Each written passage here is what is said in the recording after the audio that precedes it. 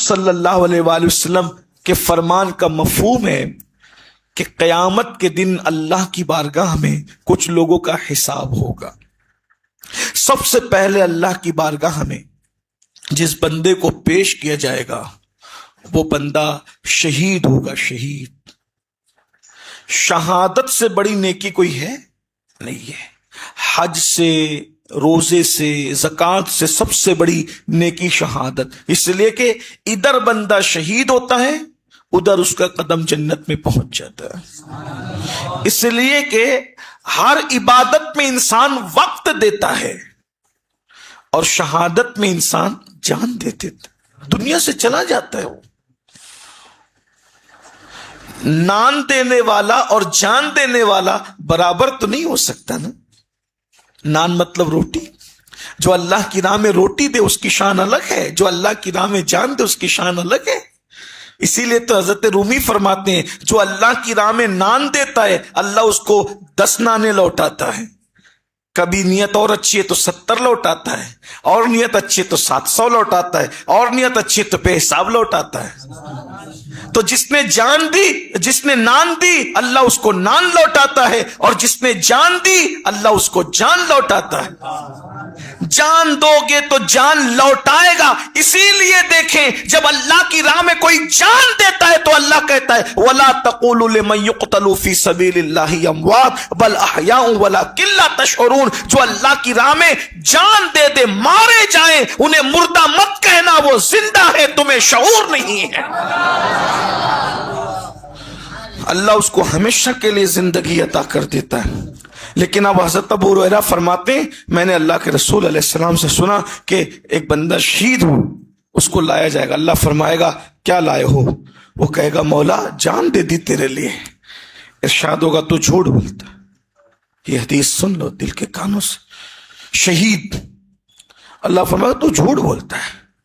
مولا جان تیرے لیے دی، نام تو نے میرے لیے نہیں دی تھی. تو نے تو اس لیے جان دی تھی کہ لوگ تجھے بہادر کہیں، تجھے شہید کہیں. جس نیت سے کیا تھا میں نے تجھے کہلوا دیا. آج تیرے لیے میرے پاس کچھ نہیں. جاؤ دیکھ لیجئے آج ہم کہاں ہیں. عبادت سب کر رہے ہیں لیکن کتنی چھوٹی سی مسٹیک نے کس قدر انسان کو برباد کیا ہے. اس لیے خدا کے لیے نیتیں درست کر لو. اللہ کے لیے نیتیں صرف رضا الہی، خدا کی رضا کے سوا کوئی نیت دل میں نہ ہو، بس اللہ کی رضا. اور یہ بات سوچ لیجئے دنیا ہمارے لیے کچھ رائے قائم کرے، یار کی نگاہ میں اچھے بن کے رہو، اس کی فکر کرو. لوگ اس کی فکر نہیں کرتے، باقی سب کی فکر کرتے ہیں.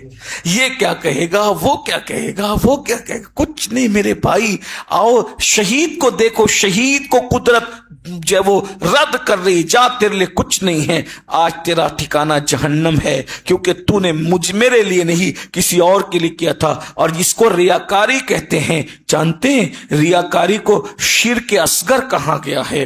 اللہ فرماتا ہے عبادت تو میرے لیے ہونی تھی، تو کسی اور کے لیے کر رہا ہے، اس کا مطلب تو اس کو میرے برابر شریک کر رہا ہے. میرے بھائیوں دیکھو پھر اس کے بعد حضرت ابو ہریرہ رو پڑے، کہنے لگے پھر کوئی اور آئے گا اور پھر وہ اس سے اللہ فرمائے گا کہ تو نے میرے لیے کیا لایا. وہ عرض کرے گا مولا اپنا مال میں نے تیری راہ میں خرچ کر دیا. ارشاد ہوگا تو جھوٹ بولتا ہے، جھوٹا ہے تو جھوٹا ہے. تو نے اس لیے مال نہیں خرچ کیا تھا میری راہ میں کہ میں راضی ہو جاؤں، تو نے تو اس لیے خرچ کیا تھا کہ تجھے سخی کہا جائے، سو تجھے سخی کہہ لیا گیا. اور آج تیرے لیے میرے پاس کچھ نہیں ہے. اس کو بھی جہنم میں بھیج دیا جائے گا. اور اس کے بعد ایک بندہ آئے گا، عالم کا، قاری کا حساب ہوگا. ارشاد ہوگا تو کیا لایا ہے؟ تبلیغ تیرے لیے، دوڑ دھوپ تیرے لیے، یہ تیرے لیے وہ. اللہ فرمائے گا نہیں تو جھوٹ بولتا ہے، تو نے اس لیے سب کیا تھا تاکہ لوگ تجھے عالم کہے، قرآن والا کہے، اس لیے آج تیرے لیے میرے پاس کچھ نہیں ہے. اور اس کا بھی ٹھکانہ جہنم ہوگا.